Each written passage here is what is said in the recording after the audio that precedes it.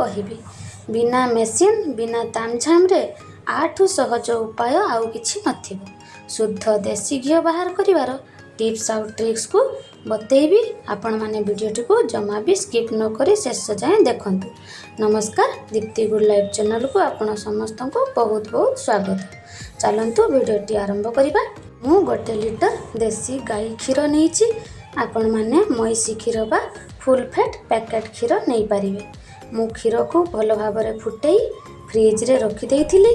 ଫ୍ରିଜରେ ରଖିଲେ ସରଟା ମୋଟାଳିଆ ହେଇ ଜମା ହୋଇଥାଏ।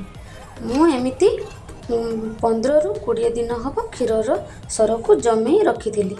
ମୁଁ ସରକୁ ଫ୍ରିଜରେ ରଖିଦେଇଥିଲି, ସେଥିପାଇଁ ବହୁତ ହାର୍ଡ଼ ହେଇଯାଇଛି।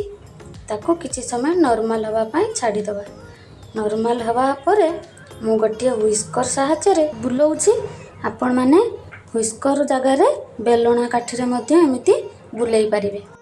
ଆଗରୁ ତ ମାଆମାନେ ଏମିତି ହାତରେ ବା ଶିଳରେ ବାଟିକି ବାହାର କରୁଥିଲେ। ସେତେବେଳେ କିଛି ମେସିନ୍ର ସୁବିଧା ନଥିଲା, ସେଥିପାଇଁ ସେମାନେ ଏମିତି ହାତରେ ବା ଶିଳରେ ବାଟି ତାକୁ ସରକୁ ବାହାର କରୁଥିଲେ। ଏମିତି କିଛି ଟାଇମ୍ ବା ବୁଲେଇବା ପରେ ସିଏ କେତେ ବଢ଼ିଆ ଭାବରେ କ୍ରିମ୍ ଭଳିଆ ହେଇଗଲାଣି। ଯେହେତୁ ଏବେ ତ ଗରମ ଚାଲିଛି, ସେଥିପାଇଁ ମୁଁ କିଛି ଆଇସ୍ କ୍ୟୁବ୍ ପକେଇ ଦେଉଛି। ଗରମରେ ଏସବୁ ଘିଅ ତ ମେଲ୍ଟ ହେଇକି ଥାଏ, ସେଥିପାଇଁ ଆଇସ୍ ପକେଇଦେଲେ ଘିଅଟା ଜଲ୍ଦି ଉପରକୁ ବାହାରି ଆସିଥାଏ। ବେଶୀ ବୁଲେଇବା ପାଇଁ ପଡ଼େନି। ଯଦି ଶୀତ ଦିନରେ କରୁଛନ୍ତି ତାହେଲେ ଆଇସ୍ ବା ଥଣ୍ଡା ପାଣି କିଛି ଦେବା ପାଇଁ ପଡ଼ିବନି। ସେ ଜାଗାଟା ବହୁତ ଛୋଟ ହେଇଥିଲା, ବୁଲେଇ ହେଉନଥିଲା, ସେଥିପାଇଁ ମୁଁ ଗୋଟେ ବଡ଼ ଜାଗାକୁ ବାହାର କରି ନେଇଛି। ଦେଖନ୍ତୁ କେତେ ବଢ଼ିଆ ଭାବରେ ଘିଅ ସବୁ ବାହାରି ଆସିଲାଣି ଉପରକୁ। ଆଉ ମୁଁ ହାତରେ ଏମିତି ଛାଣି ଛାଣି ଗୋଟିଏ କରେଇରେ କିଛି ବରଫ ଖଣ୍ଡ ରଖିଥିଲି, ତା ଉପରେ ଘିଅ ଗୁଡ଼ା ସବୁ ରଖିଦେଉଛି। ବରଫ ଖଣ୍ଡ ଉପରେ ଘିଅ ରଖିଲେ ସେ କେତେ ବଢ଼ିଆ ଭାବରେ ଜମା ହେଇକି ରହିଥାଏ।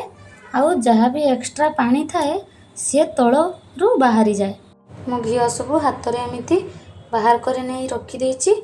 ଆଉ ଯାହା ବି ଏକ୍ସଟ୍ରା ପାଣି ଥିଲା ତାକୁ ଭଲ ଭାବରେ ହାତରେ ପ୍ରେସ୍ କରି କରି ତାକୁ ବାହାର କରି ନେଇଛି। ଗ୍ୟାସ୍ର ଫ୍ଲେମ୍କୁ ଅନ୍ କରି ମୁଁ କରେଇ ବସେଇଦେଲି। ଆଉ ଗୋଟିଏ କଥା ଧ୍ୟାନ ଦେବେ, ଯେତେବେଳେ ବି ଘିଅ ବାହାର କରୁଛନ୍ତି ଗୋଟେ ମୋଟା ଜାଗାରେ ଗ୍ୟାସ୍ରେ ଘିଅକୁ ବସାନ୍ତୁ। ନହେଲେ ଯଦି ପତଳା ଜାଗା ନେଉଛନ୍ତି ତାହେଲେ ତଳୁ ଜଳିଯିବ ଆଉ ଘିଅରୁ ଜଳିବା ସ୍ମେଲ୍ ଆସିବ। ସେଥିପାଇଁ ସବୁବେଳେ ଗୋଟିଏ ମୋଟା ଜାଗାରେ ହିଁ ଘିଅକୁ ବାହାର କରିଥାନ୍ତୁ। ମୁଁ ଏଇଠି ନନ୍ଷ୍ଟିକ୍ କରେଇ ନେଇଯାଇଛି। ଆଉ ଲୋ ଫ୍ଲେମ୍ରେ ଘିଅକୁ କିଛି ସମୟ ପାଇଁ ଛାଡ଼ି ଦିଅନ୍ତୁ। ସମୟ ଗ୍ୟାସ୍ରେ ବସିବା ପରେ ସେମିତି ଉପରକୁ ଫେଣ ଫେଣ ହୋଇ ବାହାରି ଆସିବ। ଆପଣମାନେ ଗୋଟେ ଚାମଚରେ ତାକୁ ଉପରୁ ଟିକେ ଚଲେଇ ନିଅନ୍ତୁ।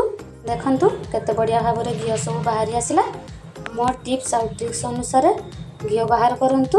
ଆପଣମାନେ ବି ଏମିତି ଭଲ ଭାବରେ ଘିଅ ବାହାର କରିପାରିବେ। ଆଉ ମୋ ଚ୍ୟାନେଲରେ ଯଦି ନୂଆ ଅଛନ୍ତି ମୋ ଚ୍ୟାନେଲକୁ ସବସ୍କ୍ରାଇବ୍ କରିନିଅନ୍ତୁ। ଆଉ ପାଖରେ ଥିବା ବେଲ୍ ଆଇକନ୍କୁ ଦବାଇ ଦିଅନ୍ତୁ, ଯାହା ପାଇଁ ମୁଁ ଯାହା ବି ଭିଡ଼ିଓ ଅପଲୋଡ଼ କରିବି ସର୍ବପ୍ରଥମେ ଆପଣମାନଙ୍କ ପାଖରେ ପହଞ୍ଚିବ। ଦେଖନ୍ତୁ ମୁଁ ଏବେ ଘିଅକୁ ଗୋଟେ ଛଣାରେ ଭଲ ଭାବରେ ଛାଣି ନେଉଛି। ଛାଣି ସାରିବା ପରେ କିଛି ସମୟ ତାକୁ ଥଣ୍ଡା ହେବା ପାଇଁ ଛାଡ଼ି ଦିଅନ୍ତୁ। ପୁରା ଗୋଟେ ଗିନା ଘିଅ ମୋର ବାହାରିଛି। ଆପଣମାନେ ବି ଏମିତି ଘିଅ ବାହାର କରନ୍ତୁ। ଏଇଟା 250ରୁ 300 ଗ୍ରାମ ପାଖାପାଖି ଘିଅ ବାହାରିଛି। ଦେଖନ୍ତୁ ମୁଁ ଥଣ୍ଡା ହେବା ପରେ ତାକୁ ଗୋଟିଏ ଗ୍ଲାସ୍ କଣ୍ଟେନରରେ ପୂରେଇ ଦେଇ ଦେଖେଇ ଦେଉଛି। ମୋ ଭିଡ଼ିଓ କେମିତି ଲାଗିଲା କମେଣ୍ଟରେ ନିହାତି ଜଣାନ୍ତୁ। ଦେଖା ହେବା ଆଉ ଗୋଟେ ନୂଆ ଭିଡ଼ିଓରେ।